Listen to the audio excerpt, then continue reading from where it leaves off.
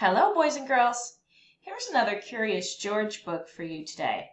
It's called Curious George Takes a Job by H.A. Ray.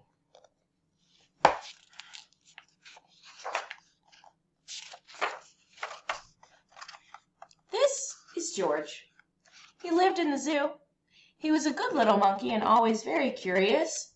He wanted to find out what was going on outside the zoo. One day, when the keeper was not paying attention, George got hold of the key for the cage. When the keeper discovered what had happened, it was too late. George was gone. Where was George? They looked for him everywhere, but they could not find him.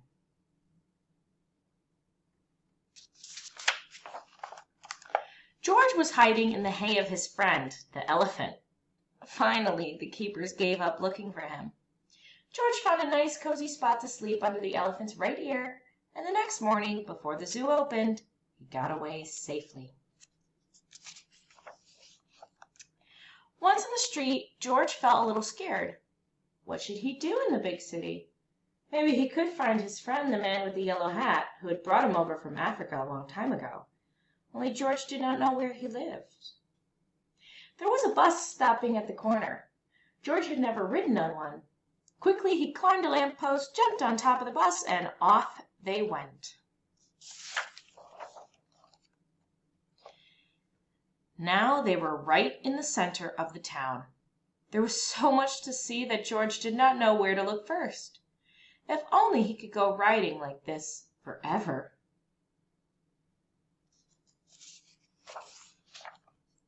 But after a while, George got tired and a little dizzy. When the bus slowed down to turn into a side street, George jumped off.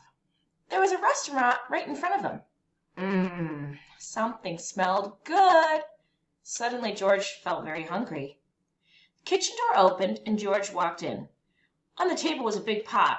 Of course, George was curious. He had to find out what was in it.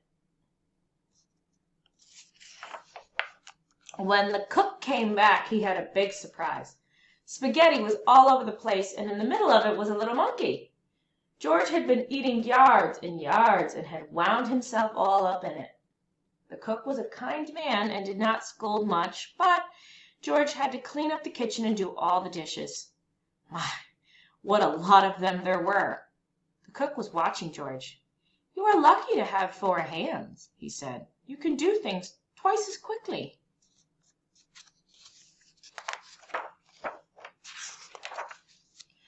"I have a friend who could use a handy little fellow like you to wash windows. If you would like to, I will take him over to you." So they went down into the subway and took an uptown train to the cook's friend, who was an elevator man in a skyscraper. "Sure, I can use you," the elevator man said to George. "I will give you what you need for the job, and you can start right away. But remember, you are here for washing windows. Never mind what the people inside the house are doing. Don't be curious, or you'll get into trouble." George promised to be good, but little monkeys sometimes forget. George was ready to start. My, how many windows there were! But George got ahead quickly since he worked with all 4 hands. He jumped from window to window, just as he had jumped from tree to tree in the African jungle. For a while, George stuck to his work and did not pay any attention to the people inside. Of course, he was curious, but he remembered his promise.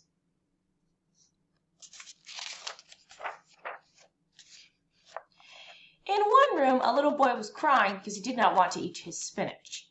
George did not even look, but went right on with his work. In another room, a man was taking a nap and a snoring. George was sorry it was not his friend, the man with the yellow hat.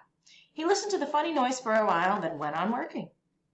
But what was going on in here? George stopped working and pressed his nose against the window. 2 painters were working inside. George was fascinated. Painting looked a lot more fun than washing windows. The painters were getting ready to go out for lunch.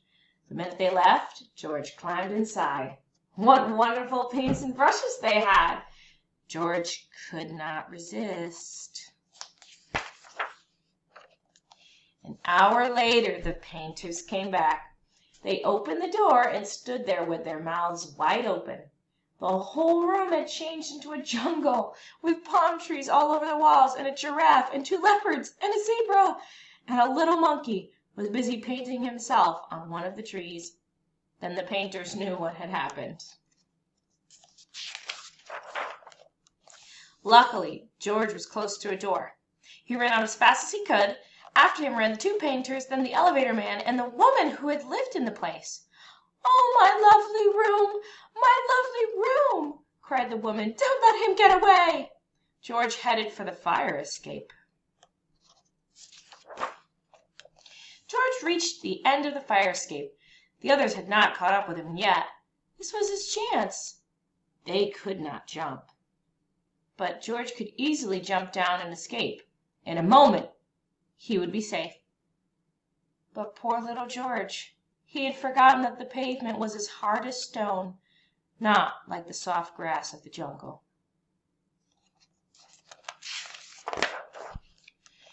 Too bad. The fall broke his leg, and an ambulance came to take George to the hospital.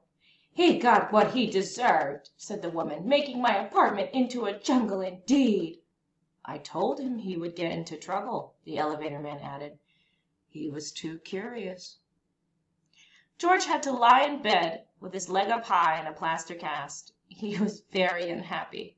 And it all started out so nicely. If only he had not been so curious, he could have had a lot of fun. Now it was too late. But the next morning, George's friend, the man with the big yellow hat, was buying his newspaper. Suddenly, he got very excited. "This is George!" he shouted when he saw the picture on the front page. Quickly, he read the whole story and ran to a telephone booth to ring the hospital. "I am George's friend," he said to the nurse who answered the telephone. "Please take good care of him so that he will get better quickly. I want to take him to a movie studio and make a picture about his life in the jungle. Don't let him get into any more mischief until I can take him away."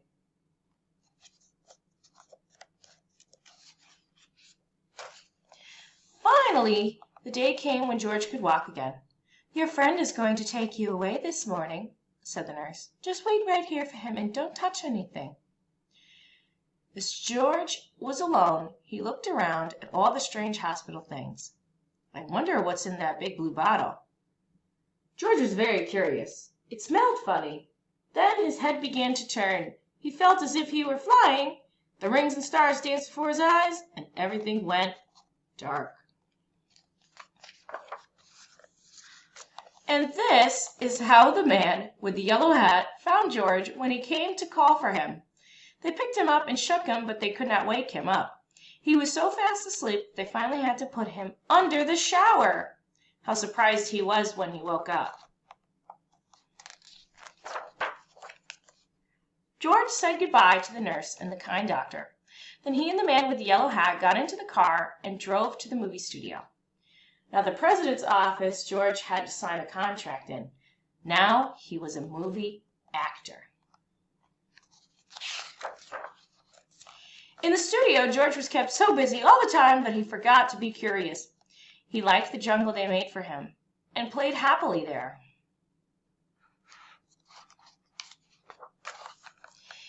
And when the picture was finally finished, George invited all his friends to see it.